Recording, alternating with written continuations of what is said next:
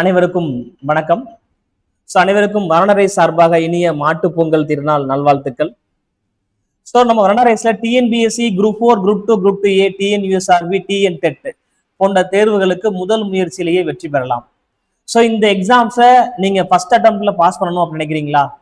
இந்த எக்ஸாம்ஸ்க்கான new batch coming Monday start ஆகுது. ஆன்லைன்லயும் ஸ்டார்ட் ஆகுது, ஆஃப்லைன் ஸ்டார்ட் ஆகுது. நீங்க ஆன்லைன்ல படிக்கணும் விருப்பப்படுறவங்க ஸ்கிரீன்ல தெரிஞ்ச நம்பர் 7305092269 இந்த நம்பருக்கு கால் பண்ணி ரிஜிஸ்டர் பண்ணிக்கலாம். ஆஃப்லைன்ஸ் அக்ராஸ் தமிழ்நாடு நம்ம பிரான்ச் 28 பிரான்ச் இருக்கு. நீங்க ஆஃப்லைன்ல படிக்கணும் விருப்பப்படுறவங்க 7305092214 இந்த நம்பருக்கு கால் பண்ணி ரிஜிஸ்டர் பண்ணிக்கலாம். அது மட்டும் இல்லாம நம்ம வரணரைஸ்ல டிஎன்பிஎஸ்சி குரூப் 2, குரூப் 2A மெயின்ஸ்க்கான அட்மிஷன் நடந்துட்டு இருக்கு. இந்த மெயின்ஸ் பேட்ச் சிறப்பு அம்சங்கள் என்னன்னு பார்த்தோம்னா டோட்டலா நமக்கு வந்து இதுல ஒரு 49 கிளாஸ் வந்துடும், ஒரு 7 புக்ஸ் மெயின்ஸ் புக்ஸ், தென் ஒரு 65 டெஸ்ட் சீரீஸ், ஒரு 25 மெட்டீரியல்ஸ் நமக்கு வந்துடும். இந்த மெயின்ஸை பத்தின டீட்டெயில் நீங்க தெரிஞ்சுக்கணும் விருப்பப்படுறவங்க லிங்க் டிஸ்கிரிப்ஷன்ல இருக்கு, கிளிக் பண்ணி பேசில் தெரிஞ்சுக்கங்க. ஓகேவா? ரைட். இன்னைக்கு இந்த வீடியோல நம்ம என்ன பார்க்க போறோம்னா இம்பார்ட்டன்ட் ஆக்ட் இன் இந்தியா, இந்தியாவில் முக்கியமான சட்டங்கள் பத்தி நம்ம பார்க்க போறோம்ப்பா. முக்கியமான சட்டங்கள் இந்தியாவில் என்னென்ன சட்டங்கள் அதை பத்தி நம்ம பார்க்க போறோம். எப்பொழுதுமே நம்ம டிஎன்பிஎஸ்சி இருந்தாலும் சரி, டிஎன்டெட்டா இருந்தாலும் சரி, இந்த மாதிரி முக்கியமான சட்டங்கள்ல இருந்து நம்ம கேள்விகள் கேட்பாங்க. இப்ப நம்ம பார்க்க போறது இந்தியாவின் முக்கியமான சட்டங்கள் பார்க்க போறோம். ஓகே, ஸ்டார்ட் பண்ணலாமா? இந்தியாவில் முக்கியமான சட்டங்கள் முதல்ல 2 பகுதியா நம்ம பிரிக்கலாம்ப்பா. ஒண்ணு என்ன அப்படின்னா சுதந்திரத்துக்கு முன்னால இந்தியாவில் முக்கியமான சட்டங்கள் என்னென்ன, இன்னொன்னு சுதந்திரத்துக்கு பின் முக்கியமான சட்டங்கள் என்னென்ன. இவ் 2 பார்ட்டா பிரிக்கலாம். சுதந்திரத்துக்கு முன் இந்தியாவில் முக்கியமான சட்டங்கள் என்னென்ன அப்படின்னு நம்ம பார்க்க போறோம். Important act in Indian before independent, அதாவது சுதந்திரத்துக்கு முன்னால முக்கியமான சட்டங்கள். அப்ப சுதந்திரத்துக்கு முன்னால அப்படின்னு நம்ம பார்த்தோம் அப்படின்னா அதாவது இந்தியால முதல்ல ரெகுலேட்டரி ஆக்ட் 1773 ஆரம்பிச்சு 1947 வரைக்கும் என்னென்ன சட்டங்கள் முக்கியமான சட்டங்கள் அப்படின்னு நம்ம பார்க்க போறோம் ஃபர்ஸ்ட். அதுக்கப்புறம் சுதந்திரத்துக்கு பின்னால இந்தியாவில் முக்கியமான சட்டங்கள் என்னென்ன பார்க்க போறோம். வீடியோ ஸ்கிப் பண்ணா ஃபுல் அண்ட் ஃபுல் நீங்க பாருங்க. எப்பொழுதுமே இந்த ஆக்ட்ல இருந்து எப்போ ஒரு கேள்விகள் கேட்பான். இதுதான் ஃபர்ஸ்ட் டைம் நம்ம சேனலை பாக்குறீங்களா, உடனே சப்ஸ்கிரைப் பண்ணி விடுங்க. அது மட்டும் இல்ல வீடியோ பிடிச்சிருந்தா ஒரு லைக் பட்டனை போட்டு விடுங்க. அதே மட்டும் இல்லாம உங்க ஃப்ரெண்ட்ஸ் யாராச்சும் டெட்டுக்கு டிஎன்பிஎஸ்சி ப்ரிப்பேர் பண்ணாங்கன்னா அவங்களுக்கும் இந்த வீடியோ ஷேர் பண்ணி விடுங்க. சரியா? செஷன் நீங்க ஸ்டார்ட் பண்ணலாம். ஃபர்ஸ்ட், சுதந்திரத்துக்கு முன் முக்கியமான சட்டங்கள்ல முதல் சட்டம் ரெகுலேட்டிங் ஆக்ட், ஒழுங்குமுறை சட்டம். 1773 ரெகுலேஷன் ஆக்ட். இந்த ரெகுலேட்டிங் ஆக்ட் 1773 பத்தி பார்த்தோம் அப்படின்னா இது இயற்றப்பட்ட ஆண்டு 1773 ஒழுங்குமுறை சட்டம். இதுக்கு ஏன் ரெகுலேட்டிங் ஆக்ட் ஒழுங்குமுறை சட்டம் அப்படின்னு பேர் வச்சாங்க அப்படின்னு நம்ம பார்த்தோம் அப்படின்னா ஈஸ்ட் இந்தியா கம்பெனி ஆங்கில கிழக்கிந்திய கம்பெனியை ஒழுங்குபடுத்த கொண்டு வரப்பட்டதுனால இதுக்கு ஒழுங்குமுறை சட்டம் ரெகுலேட்டிங் ஆக்ட் அப்படின்னு பேர் வச்சாங்க. சரியா? இதுக்கு ஈஸ்ட் இந்தியா கம்பெனியை ரெகுலேட் பண்றதுக்காக கொண்டு வரப்பட்டதுனால இதுக்கு பேரு ரெகுலேட்டிங் ஆக்ட் அப்படின்னு இது பேர் வச்சாங்க. இந்தியாவிற்காக இங்கிலாந்து பாராளுமன்றத்தில் இயற்றப்பட்ட முதல் சட்டம் இந்த ரெகுலேட்டிங் ஆக்ட் 1773 தான். இந்தியாவுக்காக இங்கிலாந்து பார்லிமெண்ட்ல இயற்றப்பட்ட முதல் சட்டம். இது என்ன சொல்லுவாங்கன்னா first step of Indian constitution அப்படின்னு சொல்லுவாங்க. இந்திய அரசியல் அமைப்பின் முதல் படி அப்படின்னு சொல்லி இந்த ரெகுலேட்டிங் ஆக்ட் 1773 சொல்லுவாங்க. இந்த ரெகுலேட்டிங் ஆக்ட் 1773 படி இந்தியால ஈஸ்ட் இந்தியா கம்பெனி ஆங்கில கிழக்கிந்திய கம்பெனியை நிர்வாகம் பண்ணக்கூடிய அதிகாரம் இங்கிலாந்து மகாராஷ்டிரா இருந்து இங்கிலாந்து பார்லிமெண்ட்டுக்கு மாறுது. இதன்படி இந்த ரெகுலேட்டிங் ஆக்ட் 1773 படி அப்ப இந்த ரெகுலேட்டிங் ஆக்ட் 1773 படி ஈஸ்ட் இந்தியா கம்பெனி இந்தியால வணிகம் பண்ணணுமா, அப்போ அவங்க ஒவ்வொரு 20 ஆண்டுகளுக்கு ஒரு முறை அவங்க லைசன்ஸ் ரினியூவல் பண்ணணும். இந்த சரத்துக்களை ரெகுலேட்டிங் ஆக்ட் 1773 சொல்லப்படுது. ஓகே, அப்ப ரெகுலேட்டிங் ஆக்ட் 1773 சுதந்திரத்துக்கு முன்னால முக்கியமான சட்டங்கள்ல இது ஃபர்ஸ்ட் சட்டம் நம்ம பாக்குறோம்ப்பா. ரொம்ப முக்கியமான சட்டம் கூட இந்த சட்டம். அதுக்கு அடுத்து இந்த சட்டத்தின்படிதான் இந்தியாவில் ஃபர்ஸ்ட் சுப்ரீம் கோர்ட் முதல் உச்ச நீதிமன்றம் 1774 கல்கட்டால ஒரு சுப்ரீம் கோர்ட் உச்ச நீதிமன்றம் ஒன்று ஏற்படுத்தப்படுது. இதுல வந்து பாத்தீங்க அப்படின்னா 3+1 மொத்தம் 4 நீதிபதிகள் இருக்காங்க. 3 நீதிபதி, ஒரு தலைமை நீதிபதி, மொத்தம் 4 பேர் இருக்காங்க. சரிங்களா? தலைமை நீதிபதி பேர் தான் சர் எலிஜா இம்பே. கல்கத்தால ஏற்படுத்தப்பட்ட உச்ச நீதிமன்றத்தின் தலைமை நீதிபதி பேர் என்ன பேரு? Sir Elijah Impey. சில கேட்ட கேள்வி கூடாது. ஃபர்ஸ்ட் முக்கியமான சட்டம் ஒழுங்குமுறை சட்டம். சரியா? சரி, அடுத்து நம்ம பார்க்கலாம்ப்பா. அடுத்த சட்டம் என்ன அப்படின்னா பிட் இந்திய சட்டம். பிட் இந்திய சட்டம் எந்த வருஷம்? 1784 1784. Fit India act 1784. சோ வந்து இந்த பிட் இந்தியா சட்டம் ஏன் பேர் வச்சாங்க? இது எதுக்காக இந்த சட்டம் வந்துச்சு? இங்கிலாந்து பிரதமர் எலியபிட் என்பவர் இந்த சட்டத்தை இங்கிலாந்து பார்லிமெண்ட்ல கொண்டு வராரு. இது எதுக்காக கொண்டு வரப்படுது? ரெகுலேட்டிங் ஆக்ட், ஒழுங்குமுறை சட்டத்தில் உள்ள குறைபாடுகள் என்னவோ அந்த ஒழுங்குமுறை சட்டத்தில் உள்ள குறைபாடுகளை களைய கொண்டு வரப்பட்ட சட்டம் தான் பிட் இந்திய சட்டம். சோ இந்த சட்டம் 1784 கொண்டு வரப்படுது. அப்ப ரெண்டாவது முக்கியமான ஆக்ட் என்னது? Fit India act 1784. Okay, right. அடுத்து நம்ம பார்க்க போறதுப்பா சாசன சட்டம், சார்ட்டர் ஆக்ட் அப்படின்னு நம்ம சொல்றோம். சாசன சட்டம் 1793. சோ அது மட்டும் இல்லாம 1813, 1833, 1853 ஒரு 4 சார்ட்டர் ஆக்ட் இருக்கு, 4 சாசன சட்டம். இந்த சாசன சட்டம் எதற்காக கொண்டு வரப்படுது அப்படின்னு நம்ம பார்த்தோம் அப்படின்னா, ரெகுலேட்டிங் ஆக்ட், ஒழுங்குமுறை சட்டத்தின்படி ஈஸ்ட் இந்தியா கம்பெனி, ஆங்கில கிழக்கிந்திய கம்பெனி இந்தியால வியாபாரம் பண்ணணும் அப்படின்னா அவங்களுடைய லைசன்ஸை ஒவ்வொரு 20 ஆண்டுகளுக்கு ஒரு முறை ரினியூவல் பண்ணும். அப்போ அவங்களுடைய லைசன்ஸை ஒவ்வொரு 20 ஆண்டுகளுக்கு ஒரு முறை ரினியூவல் பண்றதுக்காக கொண்டு வரப்பட்டதுதான் இந்த சார்ட்டர் ஆக்ட், சாசன சட்டம் அப்படின்னு நம்ம சொல்றோம்.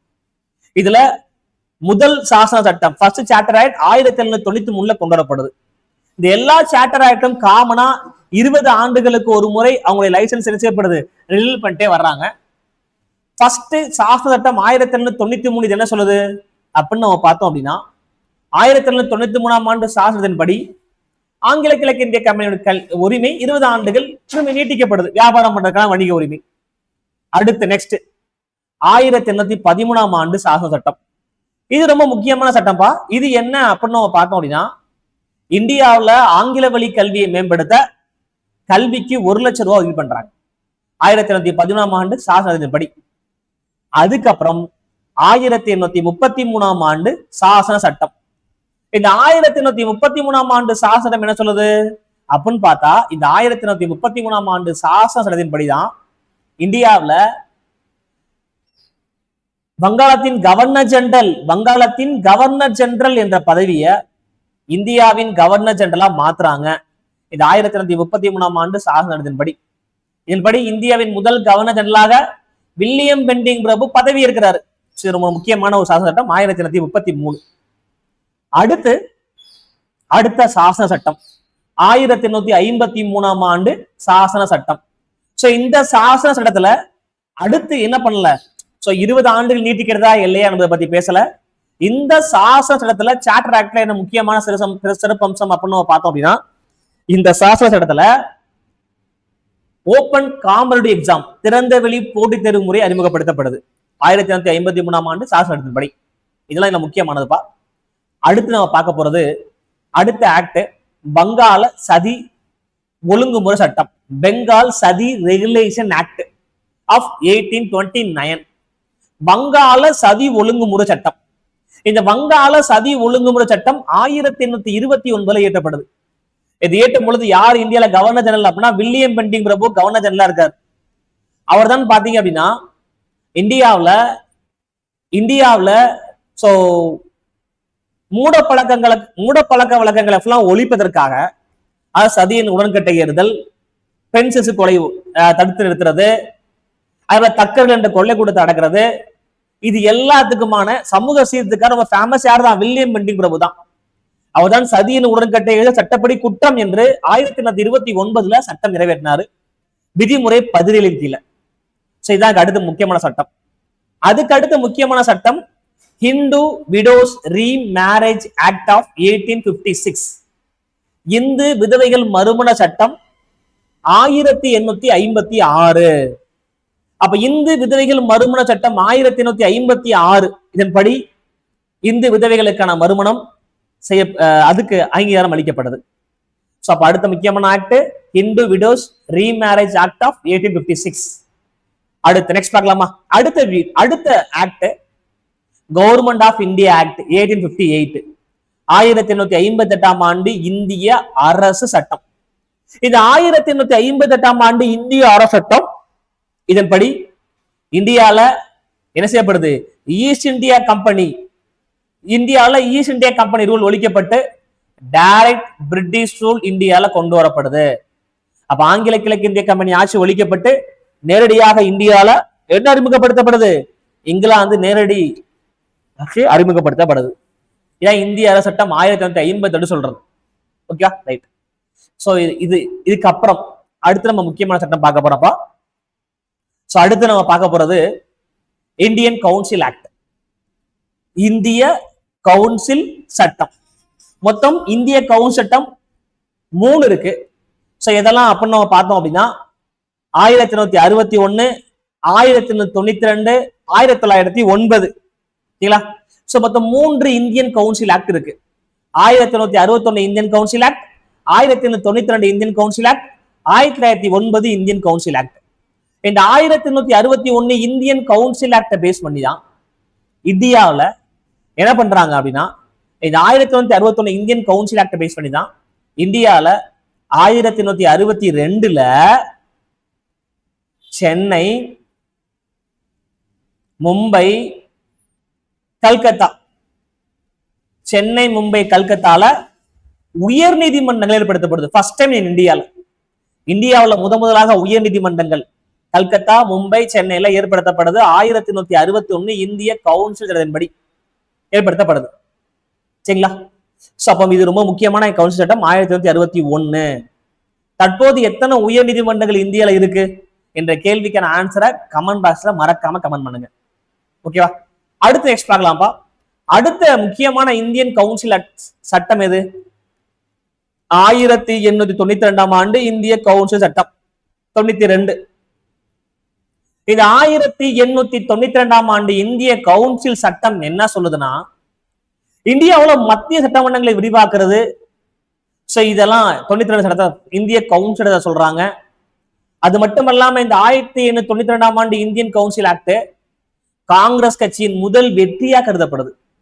காங்கிரஸ் கட்சி கேட்டு கொடுத்த சட்டம் இந்த சட்டம். சரிங்களா? அதுக்கப்புறம் அடுத்த முக்கியமான Indian council act 1909 Indian council act. இந்த 1909 இந்தியன் கவுன்சில் ஆக்ட் நம்ம சொல்லலாம். அது இதுக்கு இன்னொரு பெயர் Minto Marley reforms, Minto Marley சீர்திருத்தம் அப்படின்னு சொல்லலாம். சோ இதுல 1909 இந்தியன் கவுன்சில் ஆக்ட பேஸ் பண்ணி தான் இந்தியால முஸ்லிம்களுக்கு தனி தொகுதி வழங்கப்படுது. சரிங்களா? சோ தனி தொகுதி வழங்கப்படுது 1909 இந்தியன் கவுன்சில் ஆக்ட பேஸ் பண்ணி. அதுக்கடுத்து இந்திய அரசு சட்டம் 1919, அல்லதுக்கு இன்னொரு பெயர் மாண்டேகு ஜேம்ஸ்போர்ட் சட்டம் அப்படின்னு சொல்லுவாங்க. மாண்டேகு ஜேம்ஸ்போர்ட் சட்டம் அல்லது இந்திய அரசு சட்டம் 1919 இயற்றப்படுது. சரிங்களா? சோ இதன்படிதான் இந்தியால இந்த இந்திய சட்டம் 1919 படிதான் இந்தியால என்ன கொண்டாடுறாங்க, 1920 டைரக்ட் எலெக்ஷன், நேரடி தேர்தல் அப்படின்னு ஒண்ணு அறிமுகப்படுத்தப்படுது 1920. சோ அதுக்கு அடுத்த முக்கியமான சட்டம் ரவுலட் ஆக்ட், ரவுலட் சட்டம். சோ ரவுலட் ஆக்ட், ரவுலட் சட்டம் 1919. அதாவது காந்தியால கருப்பு சட்டம், பிளாக் ஆக்ட், பிளாக் ஆக்ட், கருப்பு சட்டம் என்று காந்தி வர்ணிச்சது இந்த ரவுலட் ஆக்ட் தான். இது என்ன பண்ணுது, விசாரணை இல்லாம யாருனாலும் கைது பண்ணலாம் அப்படின்னு சொல்லுது. சோ அதுக்காக கொண்டு வரப்பட்டதான் ரவுலட் ஆக்ட். சரிங்களா? ரைட். அடுத்து சோ இந்திய அடுத்த சட்டம் இந்திய அரசு சட்டம் 1935, கவர்மெண்ட் ஆஃப் இந்தியா ஆக்ட் 1935. அப்ப இந்தியாவிற்காக இங்கிலாந்து பார்லமெண்டத்துல இயற்றப்பட்ட கடைசி மிகப்பெரிய சட்டம் இந்த இந்திய அரசு சட்டம் 1935. இதன்படிதான் மத்திய சட்டமன்றம், சோ மத்தியில 2 அவைகள் கொண்ட இரட்டை ஆட்சி முறை, 2 அவைகள் இல்லப்பா, இரட்டை ஆட்சி முறை, மத்தியில் இரட்டை ஆட்சி முறை கொண்டு வரப்படுது. அதுல இந்திய சட்டம் 1935 படிதான் இந்தியால 1937 தேர்தல் வைக்கிறாங்க. அப்ப இந்தியால பல ரிஃபார்ம்ஸ் இந்த கவர்மெண்ட் ஆஃப் இந்தியா ஆக்ட் 1935 பண்றாங்க. சரிங்களா? ரைட். அடுத்து நெக்ஸ்ட் பார்க்கலாம். அடுத்த சட்டம் தொழில் தகராறு சட்டம். இந்த தொழில் தகராறு சட்டம் இயற்றப்பட்ட ஆண்டு 1947. தொழில் தகராறு சட்டம் 47. அடுத்து நம்ம பார்க்க போறது இந்திய சுதந்திர சட்டம் 1947. இது இந்திய சுதந்திர சட்டம் 1947. இதன்படி இந்தியாவிற்கு சுதந்திரம் வழங்கப்படுது. 1947 ஆகஸ்ட் 15 இந்தியாவுக்கு இந்திய சுதந்திர சட்டத்தின்படி சுதந்திரம் வழங்கப்படுகிறது, அதிகாரங்கள் மாற்றப்படுது. சோ இதெல்லாம் தான்ப்பா சுதந்திரத்துக்கு முன்னால இந்தியாவுல முக்கியமான சட்டங்கள் இதெல்லாம். சரிங்களா? அடுத்து சோ சுதந்திரத்துக்கு பிறகு இந்தியால முக்கியமான சட்டங்கள் எது? Important act in India after independent. சுதந்திரத்துக்கு பிறகு இந்தியாவில் முக்கியமான சட்டங்கள் என்ன பார்க்கலாமா? ஃபர்ஸ்ட், சுதந்திரத்துக்கு பிறகு இந்தியாவில் முக்கியமான சட்டங்கள். ஃபர்ஸ்ட் குடியுரிமை சட்டம். குடியுரிமை சட்டம் 1955. அப்ப குடியுரிமை சட்டம் 1955 படி இந்தியாவில் ஒரு குடிமகனுக்கு இந்தியாவில் அவர் இருக்காங்கன்னா அவங்களுக்கு குடியுரிமை இதன்படி வழங்கப்படுது. அப்போ இந்த குடியுரிமை பெற்றது மூலமா அவர் இந்தியாவில் உள்ள எல்லா சிவில் ரைட்ஸும் உங்களுக்கு கிடைக்குது. அதான் குடியுரிமை சட்டம் 1955 சொல்றது. அதுக்கடுத்து மாநில மறுசீரமைப்பு சட்டம். The State Reorganization Act. The State Reorganization Act 1956. 1956 மாநில மறுசீரமைப்பு சட்டத்தின் கீழே தான் இந்தியால என்ன பண்றாங்க அப்படின்னு நம்ம பார்த்தோம் அப்படின்னா, இந்தியாவை மொத்தமாக, அதாவது இந்தியாவை 1956 மாநில மறுசீரமைப்பு சட்டத்தின் மூலமா தான் இந்தியாவை 14 ஸ்டேட்டாவும் ஒரு யூனியன் பிரதேசம் 6 யூனியன் பிரதேசமாகவும் இந்தியா பிரிக்கப்படுது. இந்த மாநில மறுசீரமைப்பு சட்டத்தின்படி உருவாக்கப்படுது. இதான் ஸ்டேட் ரீஆர்கனைசேஷன் ஆக்ட். சரியா? சரி, அடுத்த சட்டம் நம்ம பார்க்க போறது பண்டைய நினைவு சின்னங்கள் மற்றும் தொல்லியல் தலங்கள் பாதுகாப்பு சட்டம். இது இயற்றப்படுற ஆண்டு 1958. சோ பண்டைய நினைவு சின்னங்கள் மற்றும் தொல்லியல் தலங்கள் சட்டம் 1955 படி இந்தியால தொல்லியல் தலங்களை ஃபுல்லா இதன் மூலம் பாதுகாக்கிறாங்க.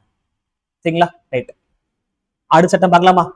அடுத்த சட்டம் வடகிழக்கு பகுதிகள் மறுசீரமைப்பு சட்டம் 1971.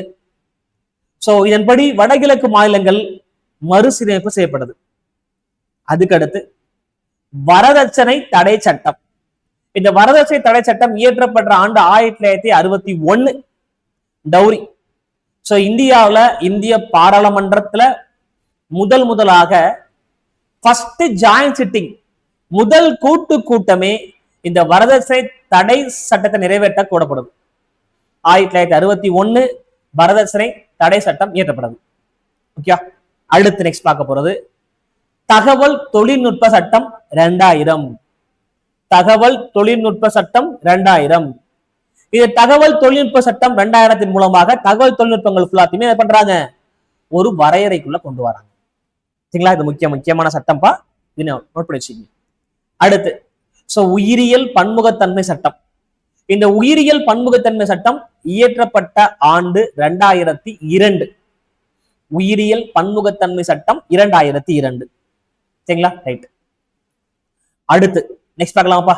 அடுத்து நம்ம பார்க்க போறது சுதந்திரத்துக்கு பிறகு இந்தியாவில் முக்கியமான சட்டங்கள் என்னன்னு நம்ம பார்க்க போறோம். சரிங்களா? கவனிங்க. சோ அடுத்த மிக முக்கியமான சட்டம் பாருங்க, பணியிடத்துல பெண்களுக்கு ஏற்படும் பாலியல் துன்புறுத்தல் தடுப்பு சட்டம். பணிபுரியுடைய இடங்கள்ல பெண்களுக்கு பாதுகாப்பை ஏற்படுத்தும் பொருட்டு இந்த சட்டம் இயற்றப்படுது.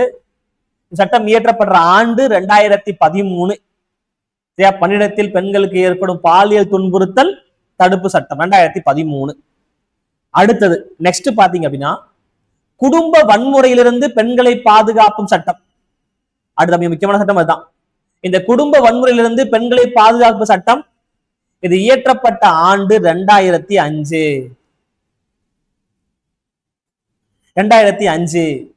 சோ குடும்ப வன்முறையிலிருந்து பெண்களை பாதுகாப்பு சட்டம். சோ இதன் மூலமாக குடும்ப வன்முறையில என்னென்ன பிரச்சனைகள் அவங்களுக்கு ஏற்படுதோ அவங்க ஃபுல்லா பாதுகாப்புறதுக்காக இந்த சட்டங்கள் இயற்றப்படுது 2005. அதுக்கு அடுத்து தேசிய உணவு பாதுகாப்பு சட்டம். இந்த தேசிய உணவு பாதுகாப்பு சட்டம் 2013 இயற்றப்படுது. National food security act. சரியா? அடுத்து நெக்ஸ்ட் நம்ம பார்க்க போறது தேசிய நீதிபதிகள் நியமன ஆணை சட்டம்.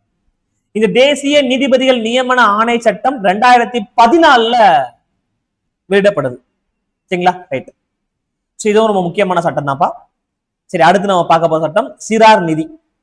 சிறார் நிதி குழந்தைகள் பராமரிப்பு மற்றும் பாதுகாப்பும் சட்டம் 2015. அதுக்கு அடுத்த மிக முக்கியமான சட்டம் தப்பி ஓடிய பொருளாதார குற்றவாளிகள் சட்டம். இந்த தப்பி ஓடிய பொருளாதார குற்றவாளிகள் சட்டம் இயற்றப்பட்ட ஆண்டு 2018. சரிங்களா? சோ இந்தியாவுல ஏதேனும் பொருளாதாரத்துல அவர் அதிகமா கடன் வாங்கியிருப்பாரு, கடனை ப்ராப்பரா பே பண்ணாம விளையாண்டு தப்பிச்சு போயிருப்பாரு. சோ அவங்களுக்கான சட்டம் 2018 அவங்களை மீட்டு வர்றதுக்காக ஏற்றப்பட்ட சட்டம். சரியா? ரைட். அடுத்து நெக்ஸ்ட் நம்ம பார்க்க போறது சுதந்திரத்துக்கு பிறகு இயற்றப்பட்ட முக்கியமான சட்டங்கள்ல அடுத்து நம்ம பார்க்க போறது ஜம்மு அண்ட் காஷ்மீர் மறுசீரமைப்பு சட்டம். சோ இது எந்த வருஷம் இயற்றப்படுது? 2019 ஆண்டு இயற்றப்படுது. Jammu and Kashmir reorganisation act. So இது என்ன? இந்தியால ஜம்மு அண்ட் காஷ்மீர் மட்டும் இந்தியால என்ன கொடுத்தாங்க? ஸ்பெஷல் ரைட்ஸ் கொடுத்தாங்க. ஜம்மு அண்ட் காஷ்மீருக்கான ஸ்பெஷல் ரைட்ஸ் என்ன? ஆர்டிகல் 370, ஆர்டிகல் 370 அப்படின்னு ஒரு ஸ்பெஷல் ரைட்ஸ் கொடுத்திருந்தாங்க. அப்ப இந்த ஆர்டிகல் 370 படி ஜம்மு அண்ட் காஷ்மீருக்கு சிறப்பு உரிமைகள் வழங்கப்பட்டுச்சு. அப்ப இந்த ஜம்மு அண்ட் காஷ்மீர் சிறப்பு உரிமைகள் இந்த ஆர்டிகல் 370 படி வழங்கப்பட்ட சிறப்பு உரிமைகளை 2019 கேன்சல் பண்ணி ஜம்மு அண்ட் காஷ்மீருக்கு என்ன பண்ணாங்க அப்படின்னு நம்ம பார்த்தோம் அப்படின்னா, இன்னைக்கு ஜம்மு அண்ட் காஷ்மீர் அதுக்கான ஸ்பெஷல் ரைட்ஸ் கிடையாது, அது சாதாரண ஒரு யூனிட் டெரிட்டரியா மாற்றப்பட்டுச்சு. சரிங்களா? அப்போ அதுக்கான ஸ்பெஷல் ரைட்ஸை கேன்சல் பண்ணிட்டாங்க. இப்போ அது ஒரு யூனிட் பிரதேசம் மாற்றப்பட்டுச்சு. அந்த மறுசீரமைப்பு சட்டம் கொண்டு வரப்பட்ட ஆண்டு 2019. Okay, right. அடுத்த முக்கியமான சட்டம் முஸ்லிம் பெண்கள் திருமண உரிமைகள் பாதுகாப்பு சட்டம் 2019. இது முஸ்லிம் பெண்களுக்கான திருமணத்தினுடைய உரிமைகளை பாதுகாப்பதற்காக இயற்றப்பட்ட சட்டம். சோ இந்த சட்டத்தின் மூலமா முஸ்லிம் பெண்களுக்கு திருமணத்துல ஒரு சில பிரச்சனைகள் இருந்துச்சு. அதாவது ஒரு வார்த்தைகள் சொல்றது மூலமாக அவங்க வந்து டைவர்ஸ் ஆயிடும், அந்த மாதிரி எல்லாம் சொல்லப்பட்டுச்சு. அதுல இருந்து பாதுகாப்பு கொடுப்பதற்காகவும் 2019 இந்த திருமண உரிமைகள் பாதுகாப்பு சட்டம் என்ற ஒன்று இந்தியன் பார்லிமெண்ட்ல ஏற்றாங்க. அடுத்து நெக்ஸ்ட் நம்ம பார்க்க போறது திருநங்கைகள். அடுத்த ஆக்ட் திருநங்கைகள் உரிமைகள் பாதுகாப்பு சட்டம் 2019. திருநங்கைகள் உரிமைகள் பாதுகாப்பு சட்டம் 2019. சோ அதுக்கு அடுத்து முக்கியமான ஆக்ட் ஊதியங்கள் குறித்த குறியீடு. இந்த ஊதியங்கள் குறித்த குறியீடுக்கான ஆக்ட் இயற்றப்பட்ட ஆண்டு 2019. அதுக்கப்புறம் முக்கியமான சட்டம் நுகர்வோர் பாதுகாப்பு சட்டம். சோ நுகர்வோருடைய உரிமைகளை பாதுகாப்பதற்காக இயற்றப்பட்ட சட்டம் தான் இந்த நுகர்வோர் பாதுகாப்பு சட்டம் 1986. இதன்படி நுகர்வோருக்கு இழைக்கப்படும் கொடுமைகள், நுகர்வோருக்கு ஏதாவது பிரச்சனை அப்படின்னு இந்த சட்டத்தின் மூலம் தீர்வுகள் கிடைக்கும். சோ இவ்வளவுதான்ப்பா. அப்ப இந்த வீடியோல நம்ம முழுக்க இந்தியாவில் முக்கியமான சட்டங்கள் என்ன அப்படிங்கிறத பத்தி நம்ம பார்த்தோம். சோ இதுல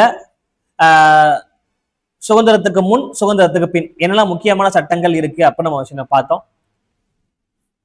இல்ல கண்டிப்பா கேள்விகள் நமக்கு கேட்பாங்க. சோ அது மட்டும் இல்லாம நம்ம வரண்டா ரேஸ்ல முதல் முயற்சியிலேயே டிஎன்பிஎஸ்சி தேர்வுகள்ல வெற்றி பெறலாம். சோ நீங்க ஹாஸ்டல் வசதி தங்கி படிக்கணும் அப்படின்னு நினைக்கிறீங்களா? சோ உங்களுக்காகவே சேலத்துல டிஎன்பிஎஸ்சி எக்ஸாம்ஸ்க்கு ஹாஸ்டல் வசதி படிக்கிறதுக்கான ரெசிடென்சியல் கேம்பஸ் ஸ்டார்ட் ஆயிடுச்சு. சோ இதை ஜாயின் பண்ண விருப்பப்படுறவங்க 8925529270 இந்த நம்பருக்கு கால் பண்ணி நீங்க என்ன செய்யலாம், ரிஜிஸ்டர் பண்ணிக்கலாம். அக்ராஸ் தமிழ்நாடு நம்ம பிரான்ச்சு ஒரு 28 இடங்கள் இருக்குது. ஸோ நீங்க ஆஃப்லைன்ல படிக்கணும்னு விருப்பப்படுறவங்க 7305092214 இந்த நம்பருக்கு கால் பண்ணி ரெஜிஸ்டர் பண்ணிக்கோங்க. So thank you. ஸோ அடுத்த வீடியோல வச்சுலாம் பார்க்கலாம். வீடியோ பிடிச்சிருந்தா ஒரு லைக் போட்டு விடுங்க, ஃப்ரெண்ட்ஸுக்கும் ஷேர் பண்ணி விடுங்க.